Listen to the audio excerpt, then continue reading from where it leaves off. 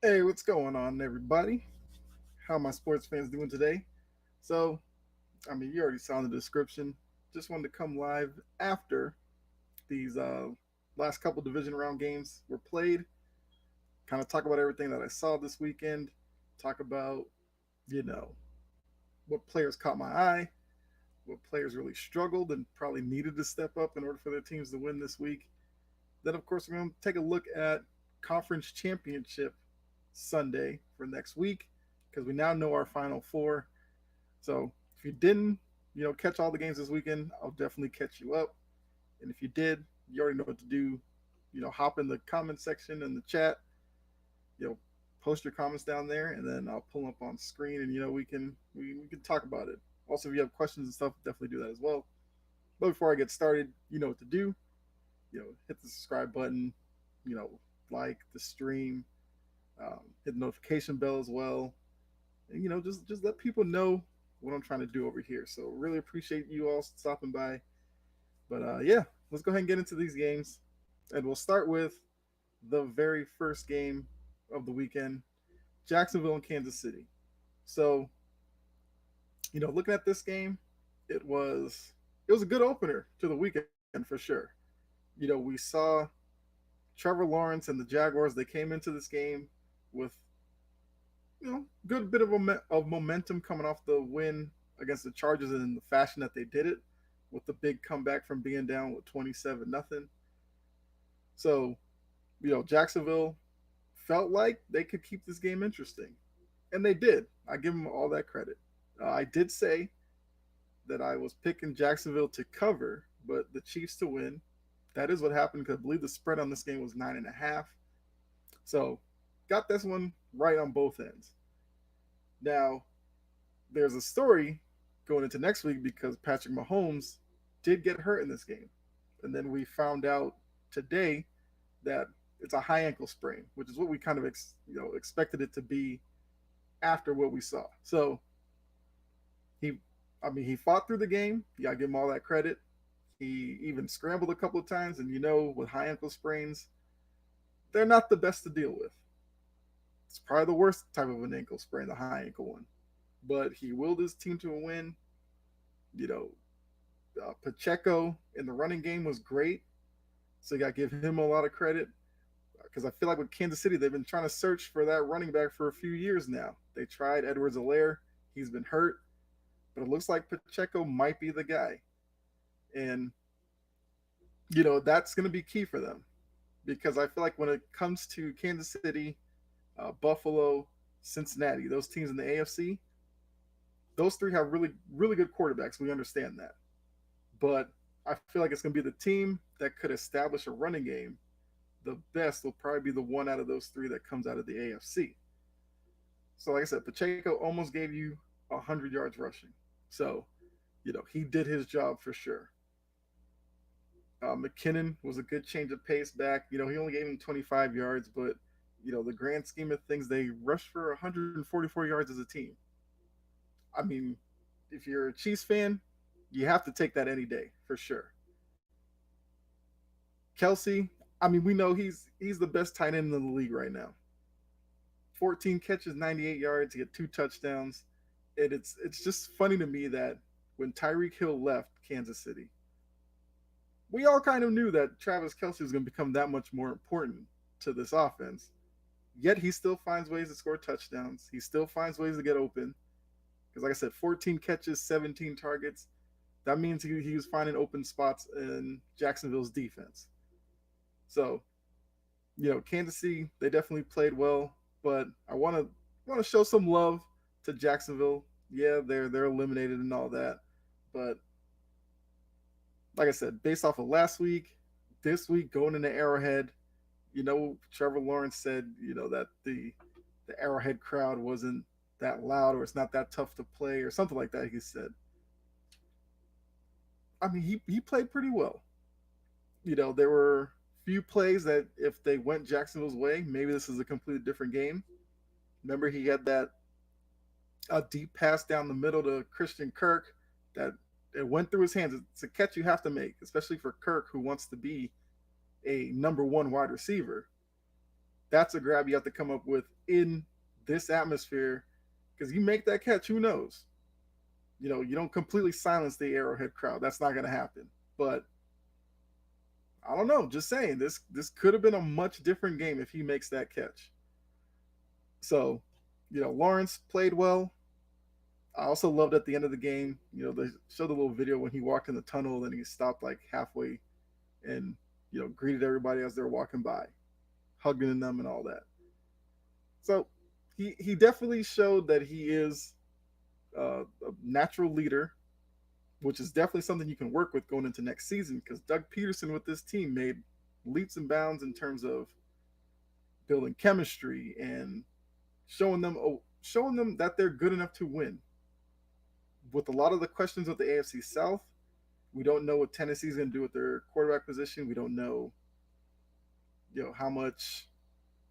Well, actually, we don't know what the Colts, one who's their coach, and what they're going to do at the quarterback position. Plus, Houston, they're looking for a coach. They need a quarterback. So you can look at Jacksonville and say they have the most stable organization in the AFC South. No reason to think that going into next season, they're not the favorites to win that division. So this is just a stepping stone for Trevor Lawrence and these guys to, you know, I guess be a consistent playoff contender. And if they keep, I guess, improving the team around Lawrence, offensively, I think they're pretty good. Defensively, they could use a little upgrades here and there, but I don't see why Jacksonville couldn't be a 10-win team next season and kind of be right back in this situation. So, got to give Peterson a lot of praise. Jacksonville had a great season. They just fell short to a better team in Kansas City. Like I said, we'll have to see with Mahomes how he feels this week. I know he's going to play next week. There's no question about that. I mean, will he be affected in any way? I don't know. But we'll definitely have to look at that. But let's go ahead and take a look at the next game we got going on here. Yeah, so let me know your thoughts with Kansas City versus Jacksonville.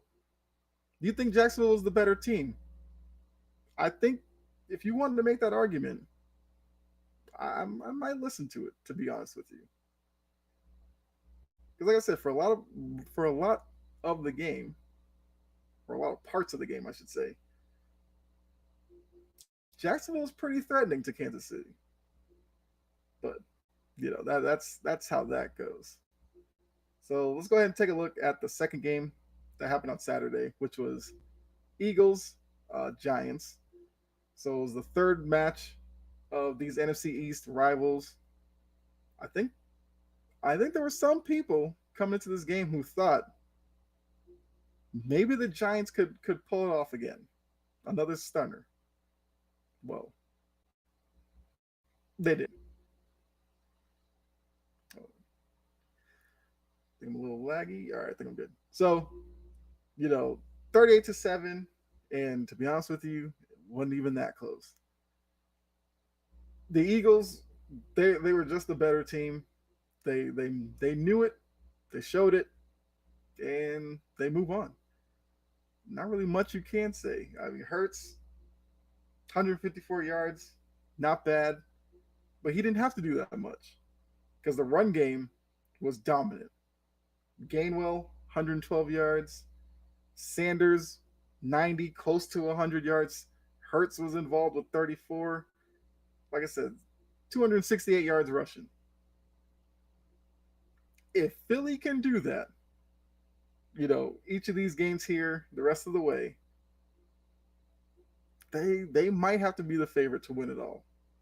Because even if you stop their running game, Hurts, though he's a threat with, running the ball if the play breaks down, scrambling and all that, he's still efficient enough with his arm. I mean, come on. 16 for 24, that's a good percentage there. Like I said, the yards weren't there, but he had 2 touchdown passes. So when the plays were there in the passing game, he pretty much made them. So if that's the way that they're going to play, cool. Now, yeah, part of that is the Giants' rush defense isn't that good. So Philly, really wanted to exploit that. But I don't care. You rush for 268 yards against any team. I gotta give you props for that. So yeah, like I said, passing was pedestrian, but Smith and Goddard played really well. Goddard, him coming back really helps this Philly team because he gives them another weapon in the passing game. Because when he was out, it was kind of just Smith, Brown, and pretty much Hurts scrambling, kind of their passing game. But now with Goddard, he's another guy you have to factor for on defense. So, those three are a dangerous pair. Well, not a dangerous trio, I should say. Not a pair, obviously. But that paired up with the running game,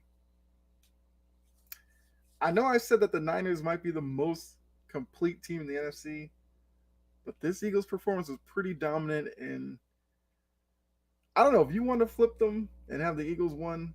I still think the Niners are probably one or two for sure. To me, it's still the Niners won, but I mean the Eagles made a strong case for themselves with this game.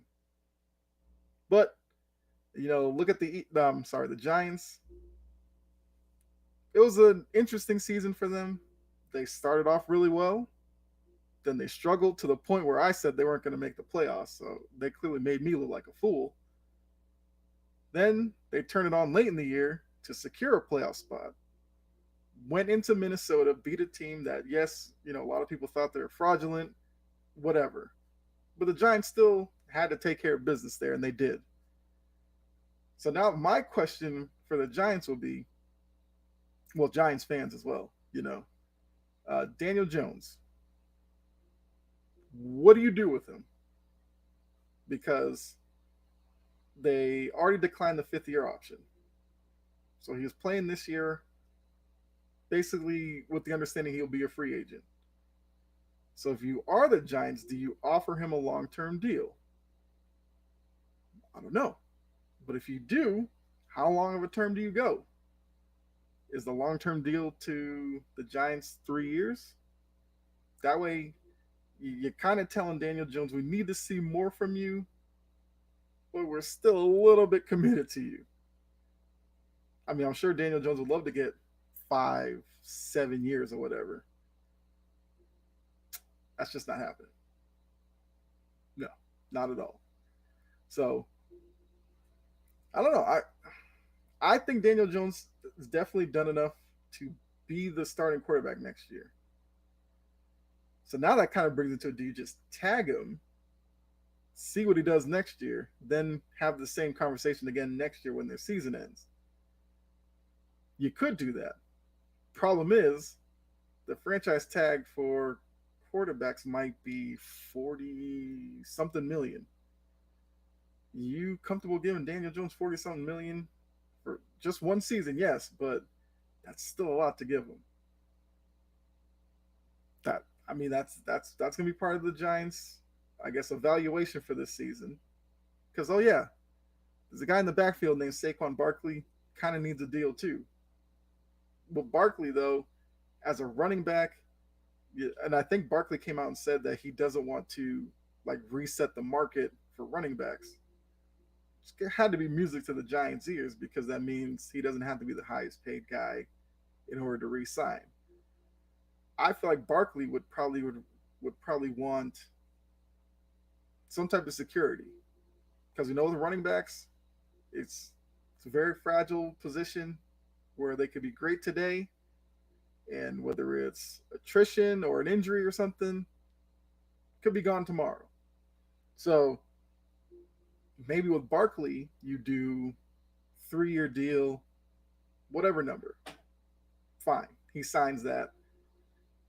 You tag Jones, you use I guess the rest of your cap on, wide receivers, because we know they were kind of lacking at the wide receiver position. Plus some defense. Defense is okay, but yeah, there's definitely improves that could be made there. I mean, that's basically with every team. So yeah, the Giants, 9-7-1. They won a playoff game, lost to a superior team. Not a bad season. I mean, Daniel Jones, like I said, he may come out of this as the biggest winner.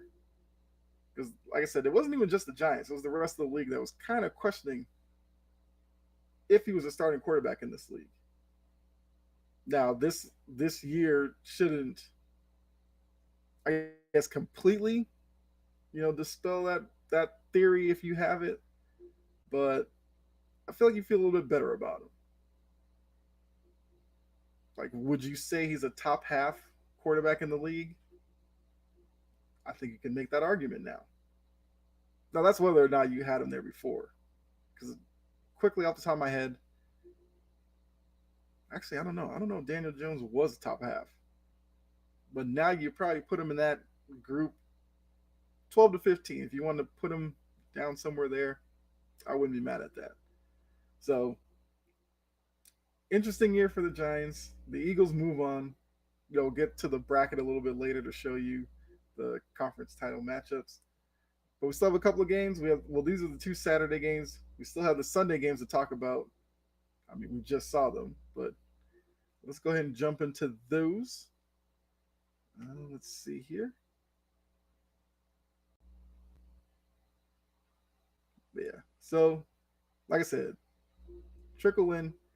Just give me your thoughts on the games today.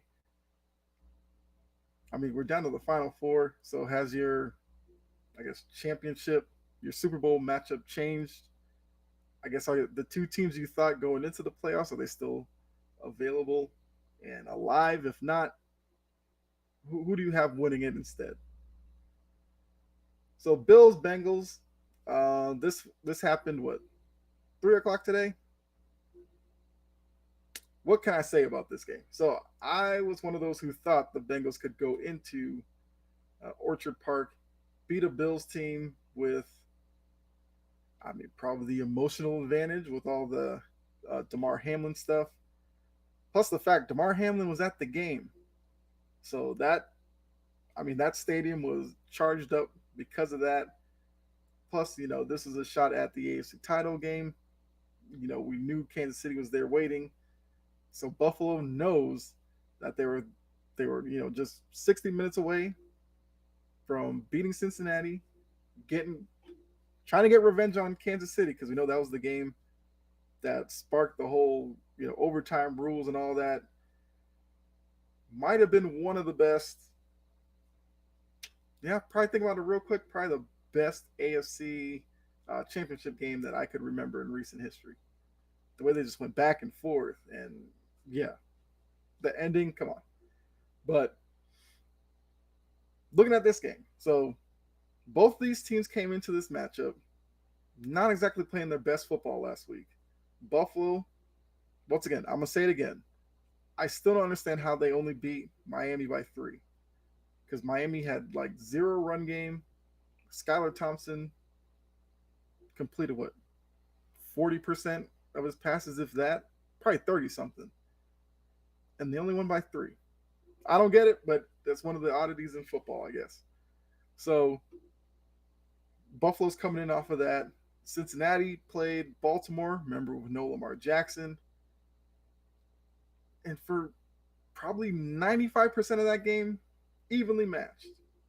There was this one play, Huntley stretching for the end zone, fumbles it, Hubbard takes it back, and ultimately that was the game-winning score. So both teams were coming into this one looking to play better, establish themselves as a legit threat to Kansas City, depending on which one of them goes off to face them next week. It was a snow game too, which, I mean, who doesn't love watching uh, playoff football with elements? I prefer snow or rain. I feel like snow looks better on TV, but yeah, it just lets you know January football. So let me see. So yeah, Cincinnati, like I said, they were the better team, which is why I picked them to win this game.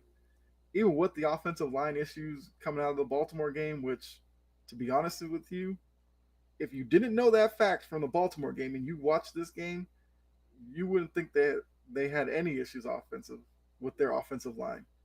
because the offensive line was creating openings for Mixon to run through. They protected Burrow pretty well. Only one sack. I think it was hit a couple of times, but wasn't too bad. So you got to give Taylor and his staff credit for taking a makeshift esque line, getting them prepared, and you know I guess with the game plan as well, they performed really well. And with Buffalo, we know, especially when they're at home, they love blitzing. They love it. Didn't get to Joe, and when Joe had time, he went to Chase. We saw Chase, have his little run in this game where it looked like Buffalo couldn't cover him.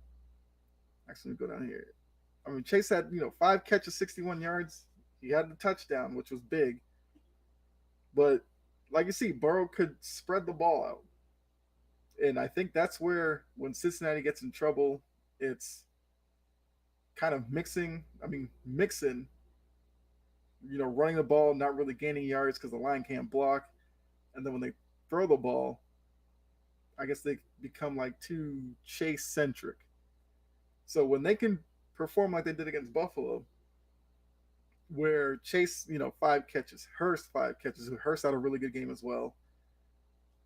I mean, P. Ryan, you don't really see his name in terms of top receivers for the Bengals usually, but that just shows you where this game went. And then Higgins and Boyd, but then mixing over 100 yards. So yeah, once again, where I just said, well, Kansas City and with Buffalo and Cincinnati, the teams that can get the running game going, it just makes them that much better. And is it not a coincidence that Kansas City gets a great rushing day from Pacheco? They win. Mixon gives you what, over 5 yards a carry, over 100 yards, and the Bengals won. But then look at Buffalo's side. What we've come to recognize with Buffalo. Josh Allen's their best rusher. That's my biggest issue with Buffalo. I think that's something Buffalo's going to have to figure out for next year, whether it's scheme or whatever. But you can't have, Josh Allen, I guess, throwing the ball like 40 something times. Then he has to be your leading rusher as well. I feel like if they continue to play that way, there's only a certain height that they can reach. Maybe it's divisional playoffs because, like I said, Kansas City's going to be there for the next few years. Cincinnati's going to be there. Jacksonville's coming up. I mean, the Chargers, they have the talent to kind of be there, so they're coming up as well. These past couple of years where Buffalo looked like the probably overwhelmingly obvious number 2 team in the AFC, I don't know if that's guaranteed anymore. And I think because of that, Buffalo's going to have to figure out what direction they want to go in. So if they want to continue down this road, more power to them. I don't know. I don't know how that's really a winning formula. In not only this AFC, but let's say they luck their way into a Super Bowl. I don't know if that's sustainable for all of the hits that would account for on Josh Allen throughout a Super Bowl run, and then you get to a Super Bowl depending on who you play against, of course. But he may be so beat up by then that he might take a step back in production, and then what does Buffalo do? So, I've been telling people I'm not really gonna bet against Joe Burrow. I mean, I didn't bet on this game, but I'm just saying, Joe Burrow, with everything going into this game, like I said, I think we all kind of knew Hamlin was going to show up for this game. So, with him being there, this is basically the game that we didn't get when Hamlin had the incident on the field. And we know how Cincinnati reacted to that. They didn't necessarily like that this game wasn't a neutral site, even though record-wise, Cincinnati was winning that game. And if Cincinnati won that game, this game would have been in Cincinnati. Because if you look at it, both teams would have been 13-4. Cincinnati would have owned the head to head, so this game would have been in Cincinnati. So I understood, I guess, the fury that they may have had. It did seem a little misplaced because of the actions that happened on the field that led to this, but you understood where they were coming from. But ultimately it didn't matter because they went to Buffalo to get the win. Like I said, Burrow, because I said this in the group chat with Sports Empire Network. If you're gonna tell me with all that, I guess stacked against the visiting team, if there's a quarterback in the AFC that I think could handle that, is Joe Burrow. Because Burrow, I'll make sure I can explain this what I'm about to say, but I feel like Burrow's mentality and his demeanor, between Mahomes, Allen, and himself, I don't know. Maybe Burrow is the Brady in that equation, whereas I think Mahomes is probably the Manning of it. And to be honest with you, the way this is going, I kind of think Josh Allen might be a Brett Favre, Philip Rivers type of guy. And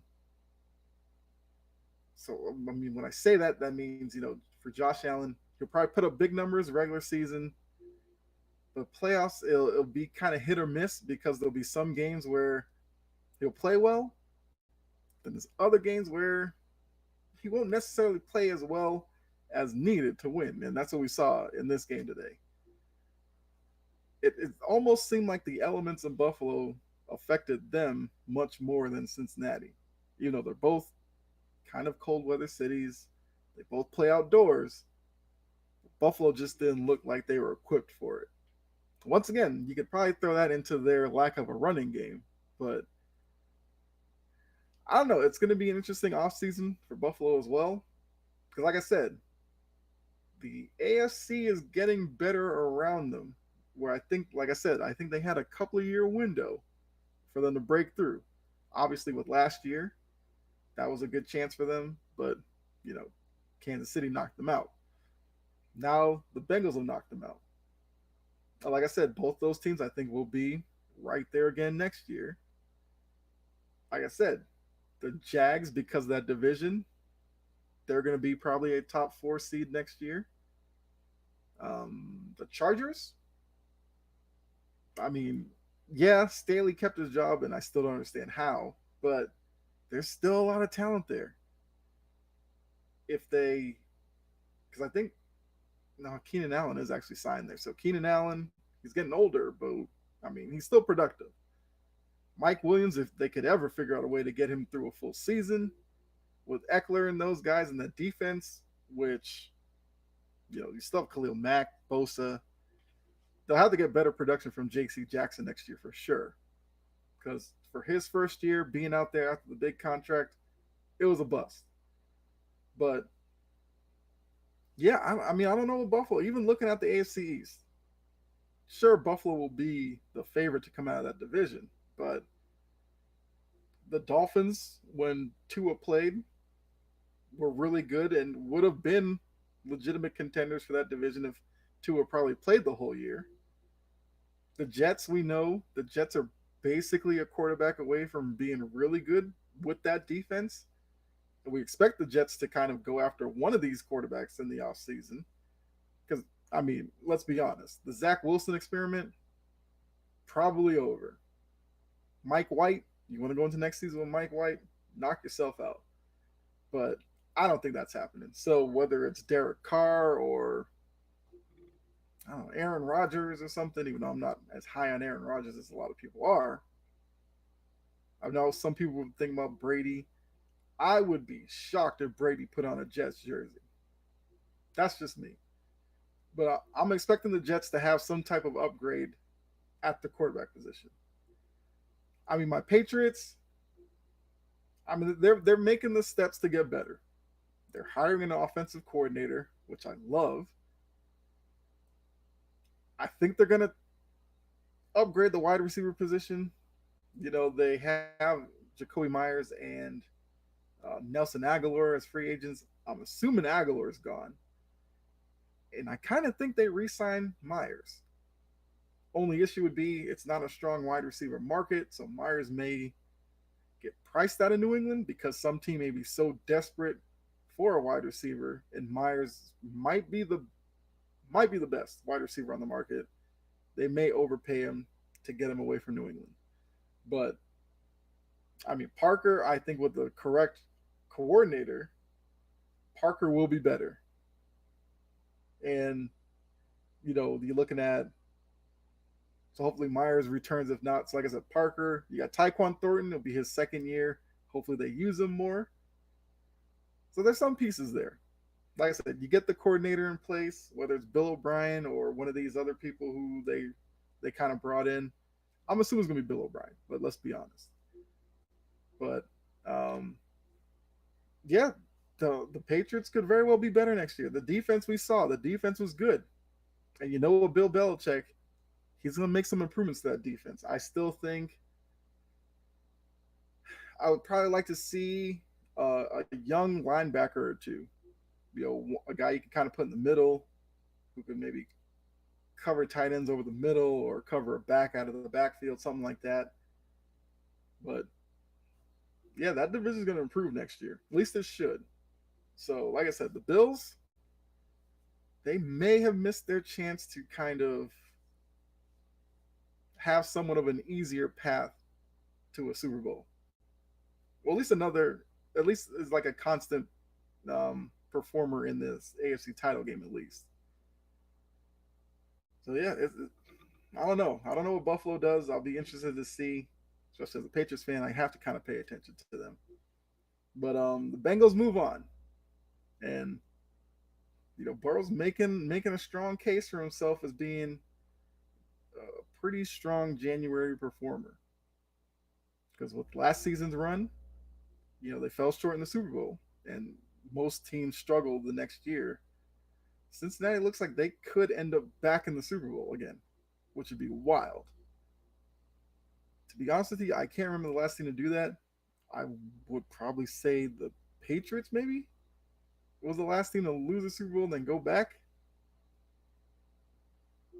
That's, I don't know, that's probably like 80% Homer, 20% probably right. But let's go ahead and look at this last game, and then take a look at the bracket to see Championship Sunday who will be there. Well, I mean, you kind of figured it out as I'm going through the games, but talk about the games real quick. Give you my thoughts, what to watch for, and of course I'll pick who I have winning the games.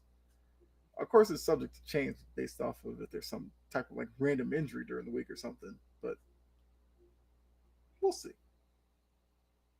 All right, so the last game was a game that just ended. I don't know what, 20 minutes ago or so. Actually, let me do this real quick. Which was the Cowboys and Niners, which I feel like that was probably the most anticipated game of the weekend. And we kind of know why. Cowboys fans, you gotta love them. You gotta love their fandom.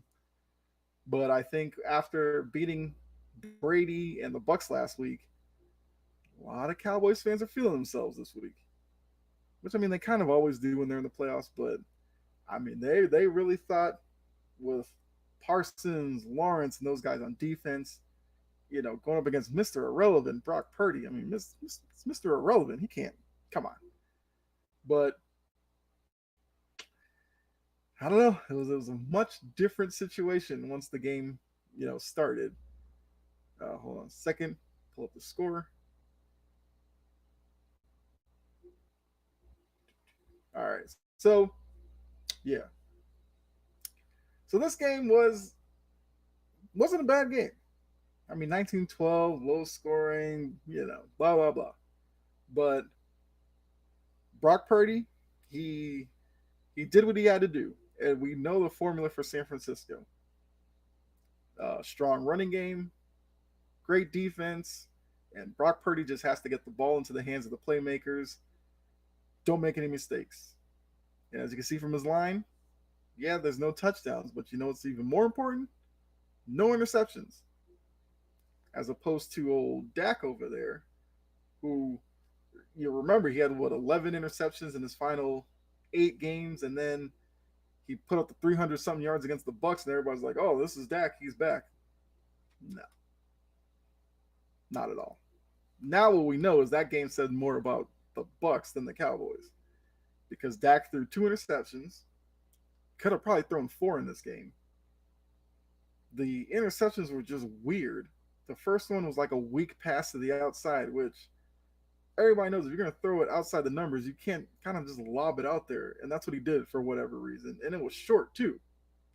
So, I mean, I don't know what's going on with Dak.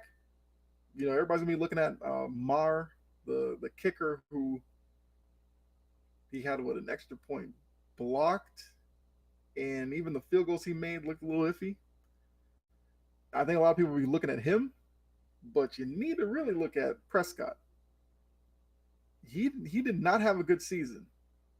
He's making pretty big money, and the Cowboys are in a weird situation as well because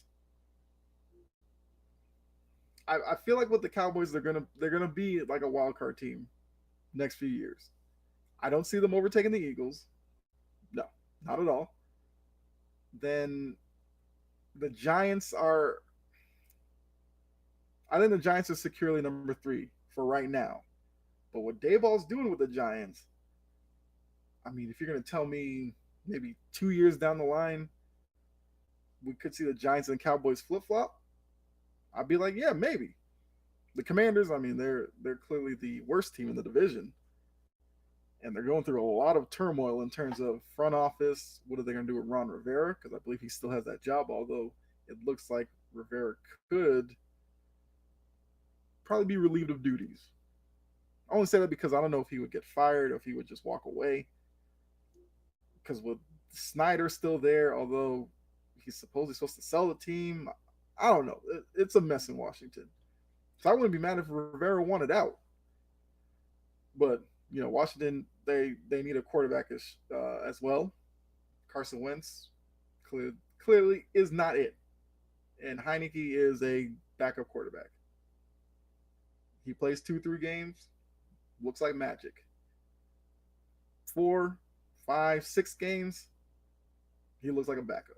So, but I mean, I like some of the talent on Washington.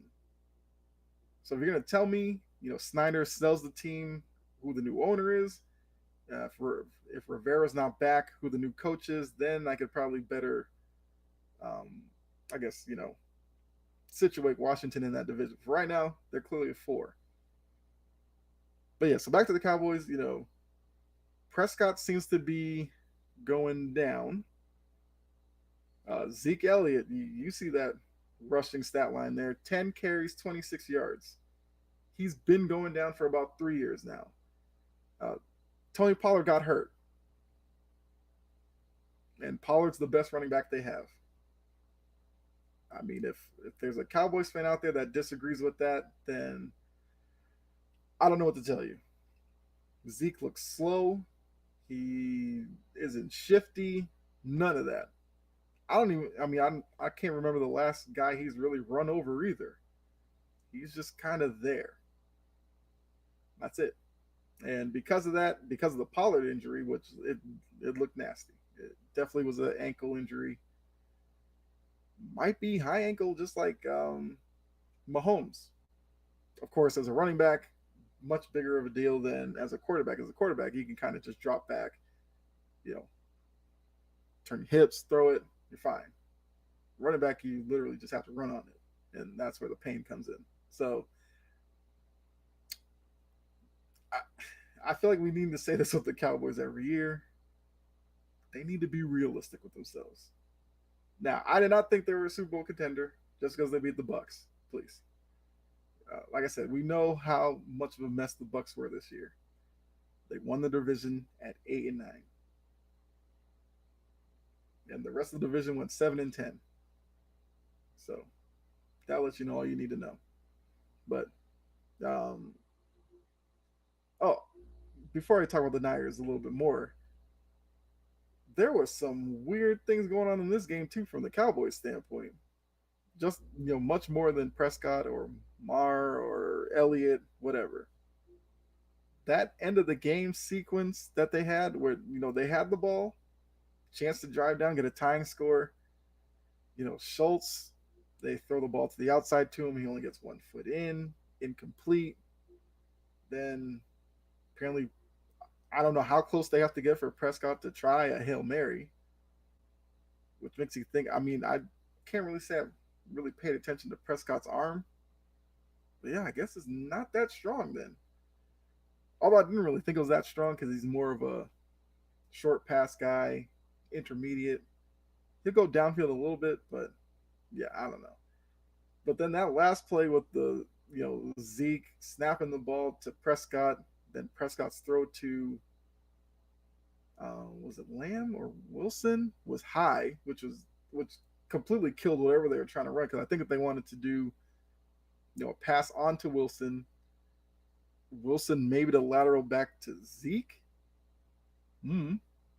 Otherwise, I don't know why you had Zeke at center. And when they did that, I said, San Francisco should just run at him, which is what they did. Basically, bowled him over. So he was taken out of the play. It just didn't make sense. And now, I'm pretty sure, next, well, I guess tomorrow, when all the sports debate shows are up, there'll be a lot of talk about McCarthy. Should he keep his job? Blah, blah, blah. They won 12 games. Can you really say McCarthy isn't good enough? I mean, I think that's good enough. My thing is more about the talent on the field. Prescott's just not that good. Zeke, who probably should have never gotten that big deal he got, he needs to go. So, I mean, is that really McCarthy's fault? The defense was good. They held San Francisco to 19 points. And the offense, with the pieces that were there, was only good enough to get you 4 field goal drives. That's it. I mean, if you want to move on from McCarthy, sure, but don't think bringing in Sean Payton or whoever and then using this same offensive, skill group is going to all of a sudden take you further. You're sadly mistaken. So I don't know what. I mean, I'm pretty sure you can't move on from Prescott. I don't know his contract situation, but if you try to trade him, who would take him? I don't know. Even teams that probably need a quarterback, I'd rather draft a young one than deal with Prescott. And yes, I'm pretty sure the injury that he had is probably taking away some of his mobility because even when he tried to scramble in this game, he just looked slow. So, I don't know what the Cowboys do here. I'm sure there's going to be some excuse making from Cowboys tomorrow. Looking at Skip Bayless, because we know he's the biggest Cowboys fan. Then conversely, we know Stephen A is probably somewhere in his house laughing right now. Or he's probably on TikTok laughing. I don't know. But yeah, it's going to be an interesting offseason for the Cowboys. But like I said, for the Niners, before we get to the bracket and all that. So I've been one who's thought the Niners are the best team in the NFC, who I fully expect to make it to the Super Bowl this year.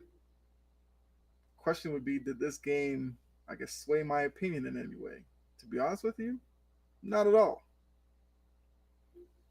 Because I feel like, San Francisco had opportunities to put up more points for sure. But that's where you give Dallas's defense some credit. And then looking at, I guess the Eagles have a pretty good defense as well. But would you say that Cowboys' defense is probably a little bit better? Actually, I wouldn't. I'd probably still take the Eagles' defense.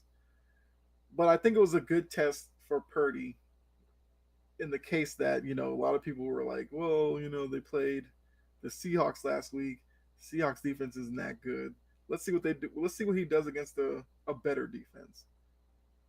19 for 29, 214, with the way that the Niners have, built their team. I'll take that. For Purdy, I definitely give him a pass for today. As a letter grade, I'd probably say solid B. Why not? As long as he keeps interceptions at zero, he's doing his job. Because like the stats show here, with the running game, Mitchell came up big today because McCaffrey, I believe, got a little dinged up, but McCaffrey played well. Well, he gave them production, and you still have Debo Samuel who factors into the running game, the passing game. He's just their Swiss Army knife. So I think the Niners are still in a good position for sure. Now, uh, like I said, we'll get into the conference championship here shortly. Let me go ahead and pull that bracket up for you and talk about those games because I think it's setting up to be a really good conference championship Sunday. Let me see here. I got it ready to go. Where is it? But yeah, so the matchups we know it's going to be uh, Chiefs Bengals, which is a rematch from earlier in the year when I think the Bengals were kind of struggling a little bit, but they went into Arrowhead, beat Kansas City, and that really seemed to kind of kickstart their second half run of the year to where now they get their rematch. That's going to be the late game Sunday, 6:30. So they're kind of using the, I guess, Super Bowl week model because Super Bowl that coverage uses at 6:30. I kind of like that. Kind of like the second game being a little bit earlier. And then the first game, Niners Eagles. Let's see. Here we go. So Niners Eagles will get our day started next Sunday. Then Bengals Chiefs will be the nightcap. And of course, I'll do the same thing uh, next week as I'm doing right now. I'll come to you guys with a live stream after. Break down both games and all that. So you can set your calendar to that. I guess that's the right thing to say. Whatever. Um, so yeah, so let's take a look at these games. Give you my initial thoughts and who I have winning them. So Niners Eagles is going to be interesting because, like I said, I've been on the Niners since probably like week 8. I've said watch out for them as being a second half team. I didn't factor in that Garoppolo was going to get hurt after Trey Lance got hurt because I was still a big believer with Garoppolo because I saw what they did last year with Garoppolo. They made it to the NFC title game. So Purdy knew nothing about him. I've been impressed by him so far. He does enough to contribute to winning. No, he's not, Tom Brady. He's not Patrick Mahomes, but for their system and for Shanahan, which you got to give him credit for, he's modified the system a little bit for Purdy. Yeah. Philly, we know is going to be tough.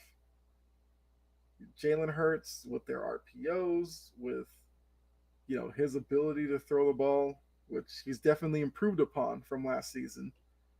Sirianni, the coach there, you gotta give him a lot of credit. He's built a sustainable system in Philly. I feel like this game will probably be won in terms of how much pressure can Bosa and those guys up front get on Hurts. If they can get to him with just 4 men up front, I think it's gonna be a long day for the Niners. I mean, for the Eagles. Sorry, but if they have to, I guess maybe bring blitzers in, or they can't really seem to stop Hurts in the RPO action, whether he hands it off, he takes it himself, or he's fakes the handoff and then throws it. If that completely confuses them, then I have the Eagles in this one. And then the other side will be, the Eagles, their strength of their defense, I feel like it's kind of been their secondary because they have 2 really good guys back there who really shut down big spaces on the field because they're that good. And then because of that, their defensive front, which is pretty good, it kind of gives them that extra time to get to the quarterback. So we'll have to see what kind of offensive system or game plan that Shanahan can come up with to kind of counteract that. And I think the key is definitely going to be McCaffrey and now Elijah Mitchell, who was really good today. If they can get those guys established, go on a couple of long minute draining drives, then that takes a lot of pressure off of Purdy and probably gets play action more involved. And I think if they can kind of get there, then they'll be really good. So, I mean, thinking about this one, I'd have to go with. I think I'm gonna stick with the Niners. I kind of said that before, so would look kind of dumb if I changed it up on you in just a couple of minutes. But I think the Niners find a way to get it done. I could see maybe like a 24-20 type of game. Actually, I'd have to see the line real quick. I think the Eagles are a point and a half favorite in this one. So I'm picking the Niners to cover the 1.5 for sure and win it outright. But yeah, give me the Niners 24-20. Yeah, that's what I think. So yeah, guys, let me know your score prediction as well as who do you have covering. Like I said, the Eagles are 1.5 point favorite, I believe. Actually, let me double check. I don't want to make it seem like I'm just making up numbers here. Let me see. I feel like I saw that. Might have been somebody in our group chat who said that. They were an Eagles fan though, so I don't know. Conference championship. Please tell me that you're going to tell me the line. All right, it is. Actually, says 2.5. Okay, so it's Philly minus 2.5. Yeah, give me the Niners to cover and win outright. Also going with the under because the over under is 45.5. I said 24-20, so give me the under as well. If you, I guess, bet that. But looking at the other side, so Kansas City and Cincinnati. Like I said, this is a rematch from middle of the season. Cincinnati already went to Arrowhead, won. Can they pull it off again? It's kind of tough, but I kind of think Cincinnati does it. I think if there's any quarterback who was in the playoffs who could go to Arrowhead, win an AFC title game, it's Joe Burrow. He's just built differently. He loves being the hated guy. So I think he'll walk in to Arrowhead once again as confident as ever. And I think that his confidence, the team feeds off of that for sure. And they definitely elevate their level, you know, in those games. Because we saw that today against Buffalo. They kind of went into that game angry at whatever, and they played like it. I think against Kansas City, they want to prove something. So a factor will be for Kansas City as well. Mahomes' injury. We know it's a high ankle sprain.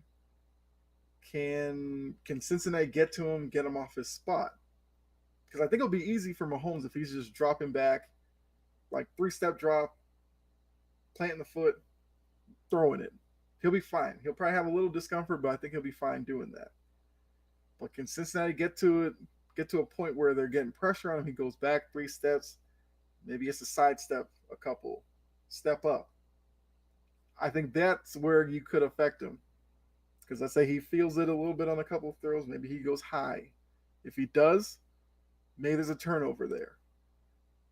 So I think it's going to be definitely interesting to see what Mahomes looks like. I mean, he'll have it taped up. He'll probably, shoot it up with, I don't know what they use, some numbing thing or whatever. So he'll probably be fine.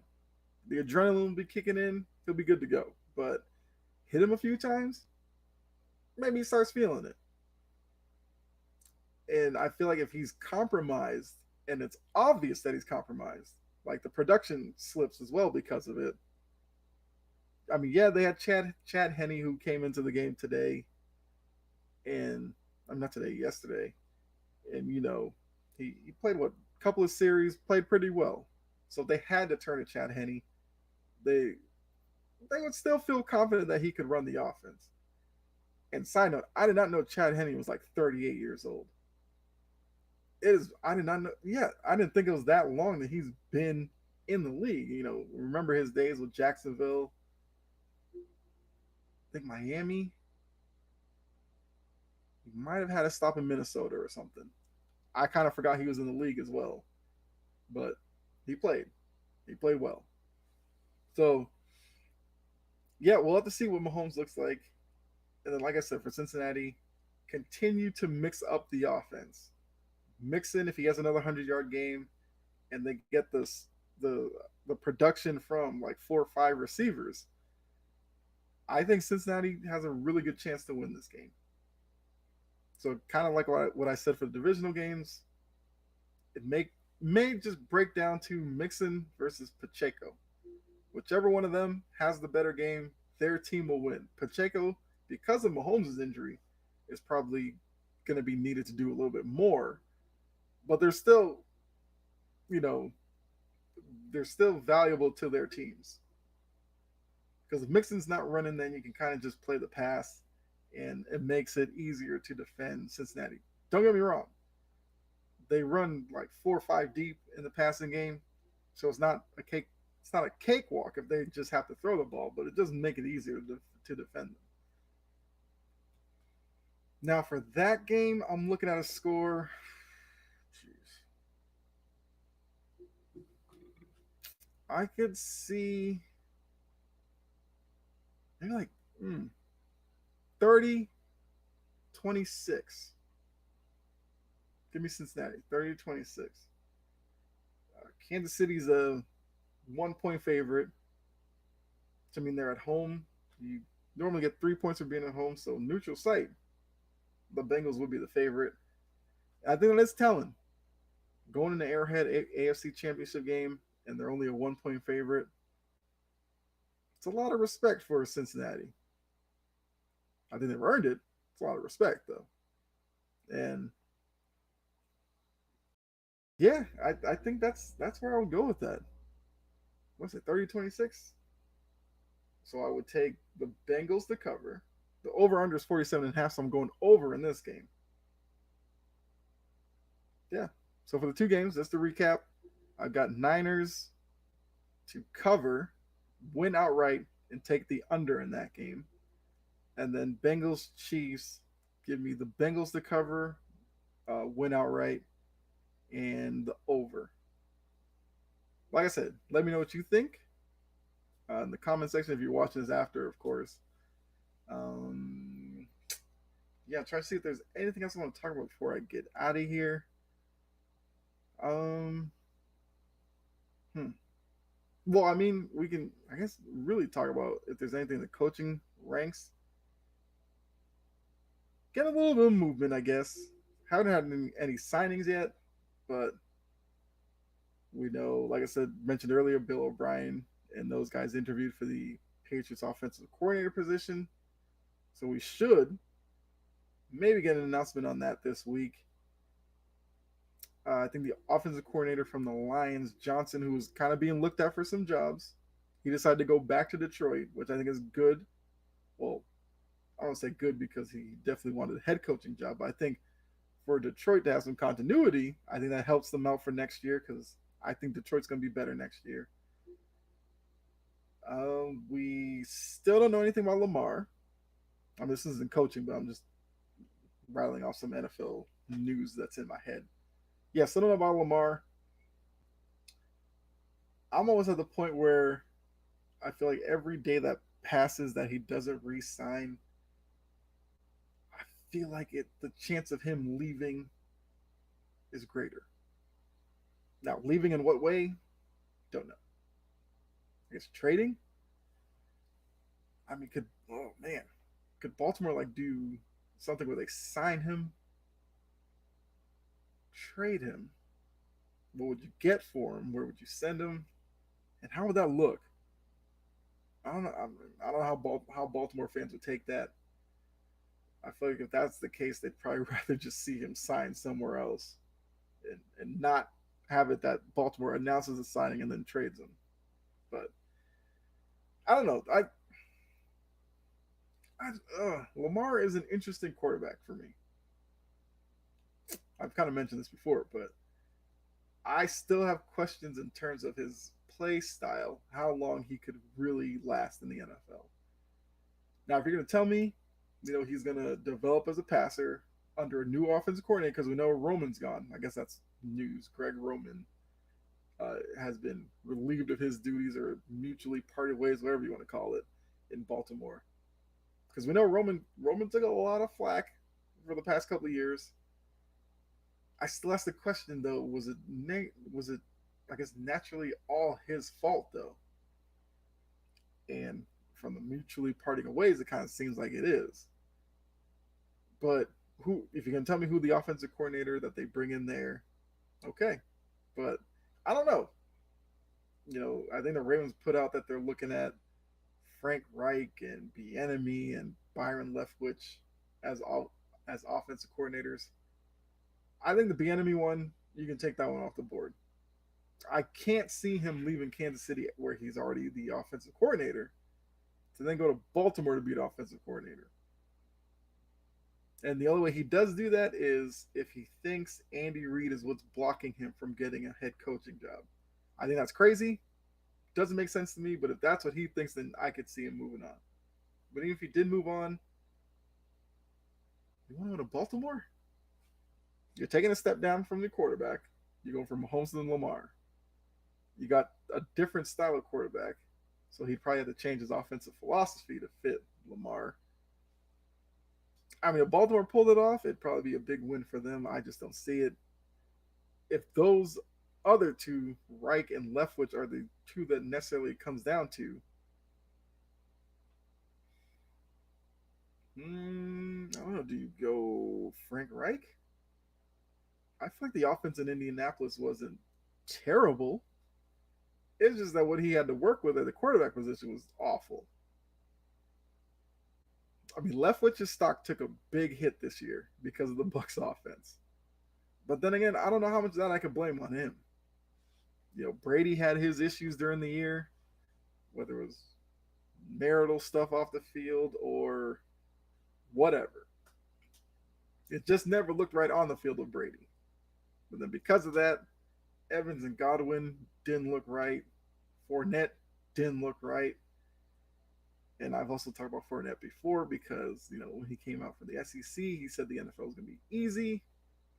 That was clearly, him just talking trash just to talk trash. But yeah, there was nothing working in Tampa. The offensive line was awful. So how much of that can you put on Byron Leftwich? So if he were to get the job in Baltimore, I guess I'd be encouraged by it. Would that be a move that would make Lamar enthusiastic to re-sign? That's the question Baltimore would have to ask, because it seems like Lamar will get a say in who's the offensive coordinator, I guess. I mean, I guess we could probably look at that as, if he doesn't, then Baltimore's really done with him. But if let's say they sign an offensive coordinator like the day after Lamar signs or something, then it would be obvious that he handpicked who he wanted. I mean, Brandon Staley kept his job. I think I talked about that last live stream. Shocked that he did, but whatever. Outside of that, nothing really happened in the coaching ranks. Although we got to look at the teams that were eliminated. I guess we talk about that real quick. I think Dan Quinn will probably get interviews. I could see Dan Quinn probably getting an interview in maybe Denver.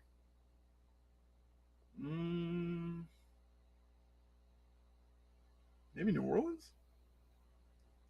I can kind of see Dan Quinn down in New Orleans. Looking at the Giants, I don't maybe somebody from their defensive staff. To be honest with you, I can't think of their coaches off the top of my head.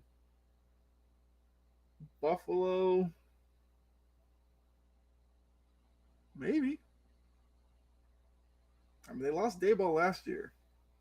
I mean, could they lose another coordinator this coaching carousel round? Maybe.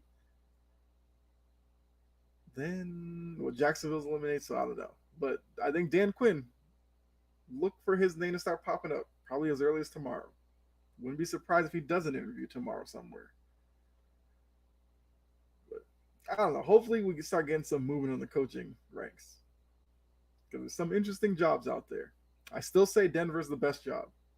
Yes, I know Russell Wilson struggled mightily this year, but with the defense you'd be inheriting there, plus the pieces that are there offensively, like if you fix Russell Wilson, that's a really good team.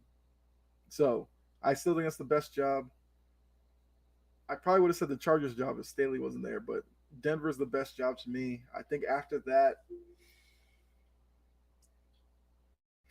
I think a lot of people would say the Indy job. I just don't know about Jim Irsay. I don't know how many coaches would really want to work for him because Irsay these past few years he's been showing that he wants to be Jerry Jones.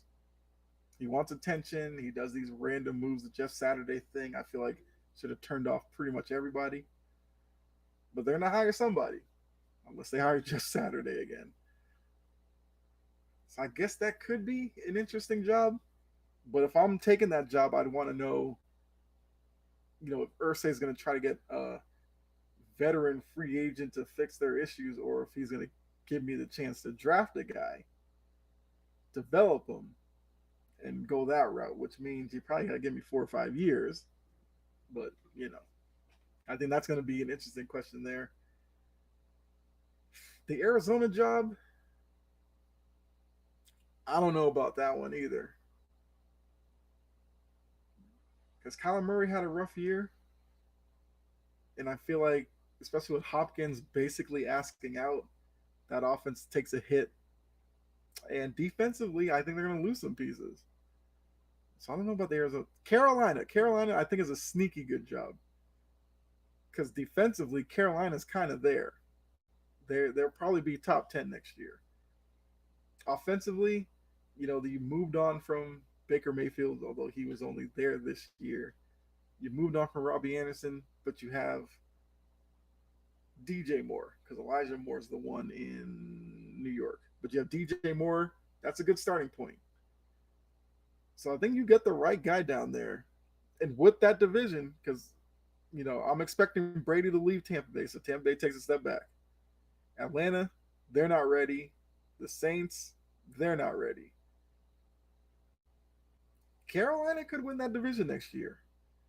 And I think coaches are probably looking at that job like, you give me 4 or 5 years down there, maybe I could create a team that wins that division regularly. And I think in Carolina, the expectations wouldn't be astronomical that if you go down there, they're expecting Super Bowl right away. I think you'd be given a few years to kind of figure it out. Yeah, that Carolina job is actually pretty good.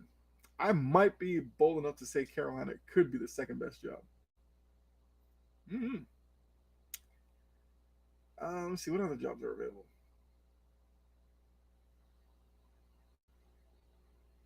I mean, the Rams were available for about 2 days, and then McVay said he's coming back. Which I mean, that's yeah. I don't know how I would feel about that as a Rams fan, but anyway. Oh, there was one more thing I wanted to talk about before I got in here. Good thing. So I don't know if you saw it, but apparently with the chance of Buffalo winning today, going to Kansas City, that game becoming a neutral site. Supposedly, there's an owner or something who's kicking around the idea, proposing that the conference championship games be neutral site games. I mean, the Super Bowl is a neutral site game, depending on where it's hosted and whether the team makes it there or not. But for the most part, it's a neutral site game. So now bringing that to the conference championship game. And once again, I would love to know what your thoughts on this. I mean, I've seen a lot of people get all up in arms about it because they feel like it takes away something. To be honest with you, I I mean, I'd probably be shocked by the first year. By the second year, I wouldn't care.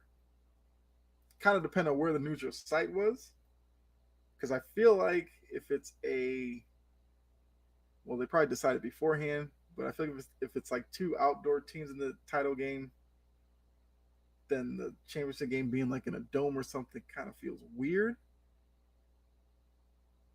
Yeah, that's probably the one part because I feel like if they went neutral site, they'll probably go dome games for both of them. I feel like that takes away from something.